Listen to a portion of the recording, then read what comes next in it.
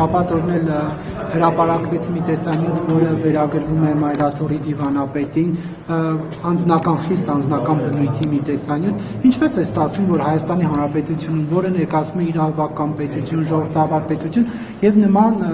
տեսանյութեր են պատրաստվում եւ հրապարակում, իդեպ այդ տեսանյութերը ոչ բոլորին է հասանելի, այսինքն ոչ բոլորը կարող են անել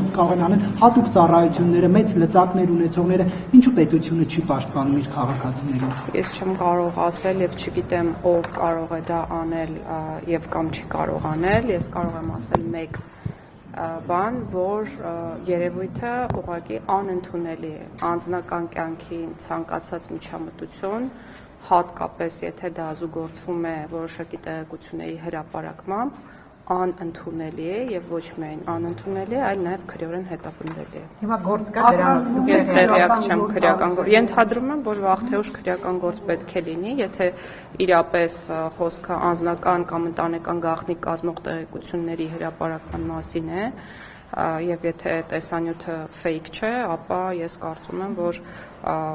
անձինք պետք է պարտադիր հաղորդում ներկայացնեն եւ պարտադիր պետք է քրեական գործ քննեն։ Դիմադիրները նշում են, որ գաղտնալսումներ են վերջի շրջանում, արդյոք չի մտահոգում ձեր դեպքը եւ չեք զբաղվում դրանով, համատարած գաղտնալսումների հանգամանքով։ Ինչով պետք է զբաղվեմ գաղտնալսումներով, խնդրում եմ էլի եթե կարելի է մի քիչ ներքև։ Ինչով պետք է զբաղվեմ ես գաղտնալսումները իրականացվում են կոնկրետ մարմինների կողմից, կոնկրետ նպատակներին համահունչ, իսկ այդ նպատակները կապվում են միայն հանցագործությունների կանխման կամ բացահայտման հետ։ Այլ պատասխան տալ չեմ կարող եւ չկա այլ բնության մեջ այլ պատասխան եւ պետք է նշեմ մեկ բան եւս, որ որպես օպերատիվ միջամտություն կամ օպերատիվ հետախուզական գործունեության տեսակ կամ միջոցառում ձեր կողմից նշված գաղտնալսումը իրականացվում է կամ կարող է իրականացվել, եթե դա մասնագիտացված մարմնի կողմից է իրականացվում, միայն դատարանի որոշման հիման վրա եւ դա է քաղաքացիների պաշտպանության երաշխիք, այսինքն արկա է կոնկրետ վերահսկողություն նմանատիպ օպերատիվ հետախուզական միջոցառումներ իրականացնելու նկատմամբ։ Չէ, երաշխիքը դատական վերահսկողությունն է։ Լսումներ են ու մենք չգիտենք այս բանը բոլորը լսում են թե չէ։ Այդ շեմը ինչպես է, բայց դա նոր իշխանությունը իրավունք չունի եւ չի կարող թույլ տալ կամ չտալ հատել որևէ շեմ, եթե խոսքը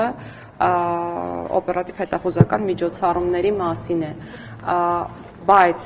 ես կարծում եմ, որ անձնական տվյալների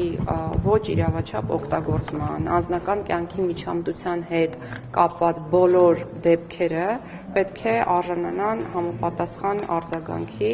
եւ այն անձինք, որոնք որ ապօրինաբար օգտագործել են անձնական կյանքին առնչվող տեղեկությունները, ինչպես նաեւ հրապարակել են, պետք է ստանան իրենց արժանանալը։